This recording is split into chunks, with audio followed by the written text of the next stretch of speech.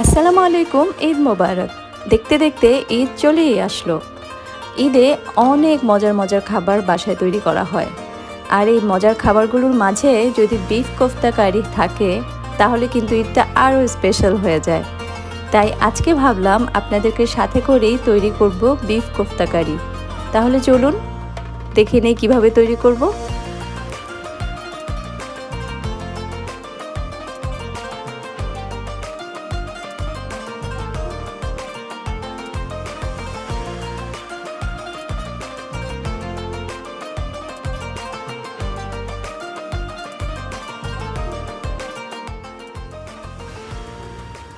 প্রথমেই আমি বিফ কিমা নিয়ে নিচ্ছি একটা ব্লেন্ডার জারে।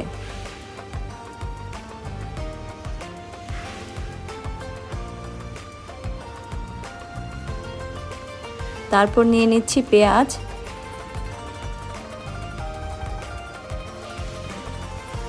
তারপর নিচ্ছি কাঁচামরিচ। কাঁচামরিচ আমি বেশ খানিকটা নিয়ে নিয়েছি, কারণ আমরা ঝাল পছন্দ করি। আপনি আপনার স্বাদ মতো নিয়ে নেবেন। তারপরে দিচ্ছি বেসন,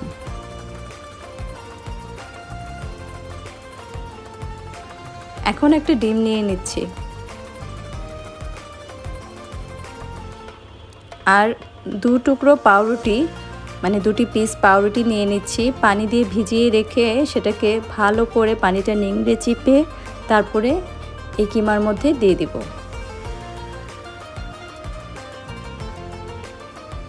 মরিচের গুঁড়ো দিচ্ছি হলুদের গুঁড়ি, ধনে গুঁড়ি,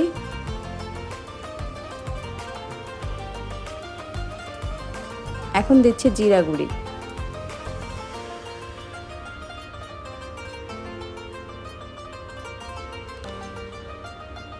এবার দিচ্ছি একটু গোলমরিচের গুঁড়ি,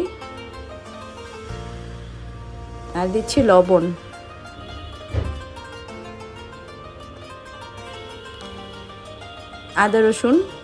আদা রসুনের পেস্ট দিয়ে দিচ্ছি। এবার সব কিছু একসাথে ব্লেন্ড করে নিব। এই যে আমার ব্লেন্ড করা হয়ে গেছে।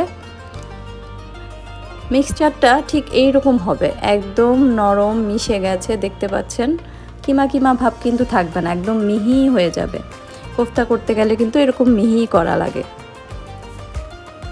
এখন আমি যতটুকু সাইজের কোফতা চাচ্ছি ঠিক ততটুকু পরিমাণেরই মাংসের কিমাটা নিয়ে এরকম গোল গোল রাউন্ড করে একটা করে কোফতা তৈরি করে নেব। সাইজটা কতটুকু রাখবেন এটা আসলে আপনার উপর ডিপেন্ড করে। আপনি যদি একটু ছোট ছোট চান ছোট রাখতে পারেন, একটু বড় করতে চাইলে বড় করতে পারেন, তবে খুব বেশি ছোট করতে আমি নাই বলবো। একটা সুন্দর সাইজ তৈরি করবেন, যাতে খুব বড়ও না হয় খুব ছোটও না হয়। এভাবে করে আমি সবগুলো কোফতা রেডি করে নিচ্ছি। আমার সবগুলো কোফতা রেডি। আমি এখান থেকে হাফ কোফতা ফ্রোজেন করব আর হাফ কোফতার কারি তৈরি করব। এভাবেই আপনি ফ্রিজে রেখে দিতে পারেন, একটা বক্স অথবা জিপার প্যাকে ভরে ফ্রিজে উঠিয়ে রাখতে পারেন আরেকদিন তৈরি করার জন্য।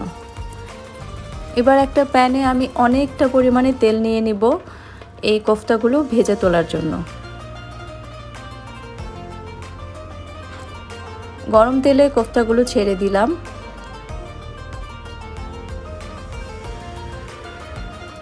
একটা সাইড একটু হয়ে আসলেই একটু উল্টে পাল্টে দিতে হবে, তা না হলে একটা সাইড খুব বেশি লাল হয়ে যাবে, আরেক সাইডে একদমই কালার আসবে না। তাই একটু ঘুরিয়ে ফিরিয়ে দিলে সব সাইডেই সুন্দর কালার চলে আসবে। আচ্ছা, আমি কিন্তু কোফতাগুলো খুব বেশি ভাজবো না, তাহলে এটা আসলে খুব জুসি, খুব ভেতরে মশলা এবং সব কিছু ঢুকবে না। তাই আমি ডিপ ফ্রাই করছি না, এটা শুধু হালকা একটু ব্রাউন করে তারপরে আমি তুলে ফেলবো। এখন যে তেলটাতে আমি কোফতাগুলো ভেজে তুললাম সেখান থেকে অল্প একটু তেল নিয়ে সেখানে আমি তেজপাতা, এলাচ, দারচিনি এগুলো দিয়ে দিচ্ছি।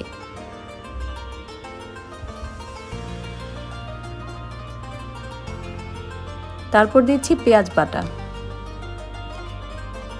পেঁয়াজ বাটার কারণে এই কোফতার কারির গ্রেভিটা এত মজাদার হয়, তাই পেঁয়াজ বাটাটা অবশ্যই চেষ্টা করবেন ব্যবহার করতে।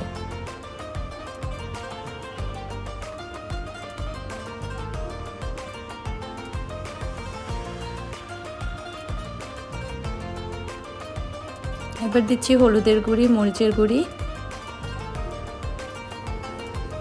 ধনে গুঁড়ি, জিরা গুঁড়ি সব কিছু একসাথে ভালো করে মিশিয়ে নিচ্ছি।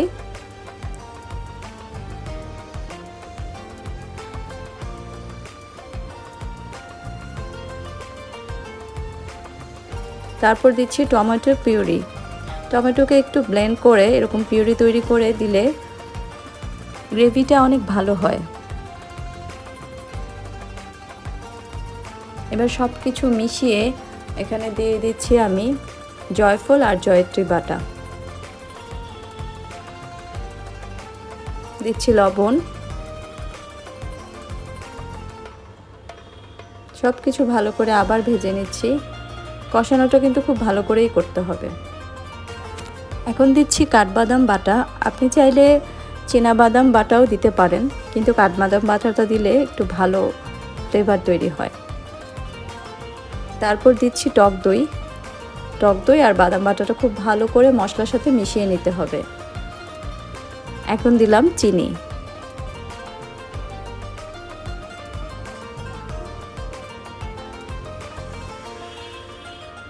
আমি আর একটু পানি দিয়ে মশলাটাকে ভালোভাবে কষাবো। যত ভালো কষানো হয় গ্রেভিটা কিন্তু ততটাই মজাদার হয়।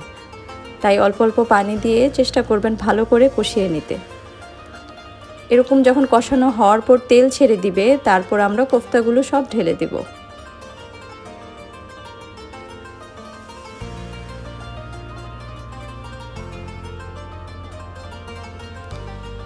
কোফতাগুলো ভালো করে নেড়ে চেড়ে পানি দিয়ে দিচ্ছি।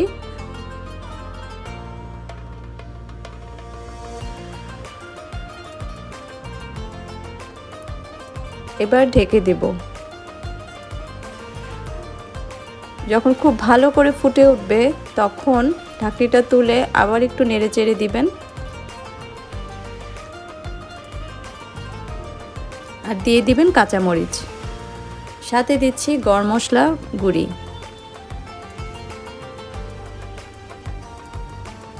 গরম মশলা গুঁড়িটা দিয়ে ভালো করে মিশিয়ে তারপর আবার ভালো করে নাড়াচাড়া করে ঢেকে রাখবেন।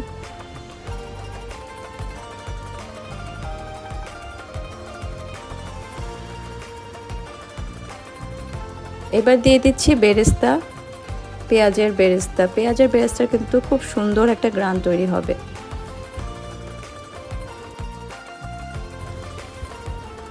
এরপর আমি দিয়ে দিচ্ছি ঘি। ঘি দিয়ে দিব 2 চা চামচ। ঘিটা দিয়েই আমি ঢাকনা দিয়ে ঢেকে দিব 5 মিনিটের জন্য। একদম ধিম আঁচে এটা দমে রেখে দিব। ঘি দেওয়ার পর হয়ে গেল আমার কোফতা কারি। দেখতে পাচ্ছেন তো কি লোভনীয় লাগছে। এভাবেই কোফতা কারি করে আপনি সাদা প্লেন পোলাওয়ের সাথে খেয়ে দেখতে পারেন। খুবই মজাদার এটা খেতে পোলাওয়ের সাথে। অথবা আপনি একদম মচমচা পরোটা অথবা রুটি, রুমালি রুটির সাথে খুবই মজা করে এই কোফতা কারিটা খেতে পারেন।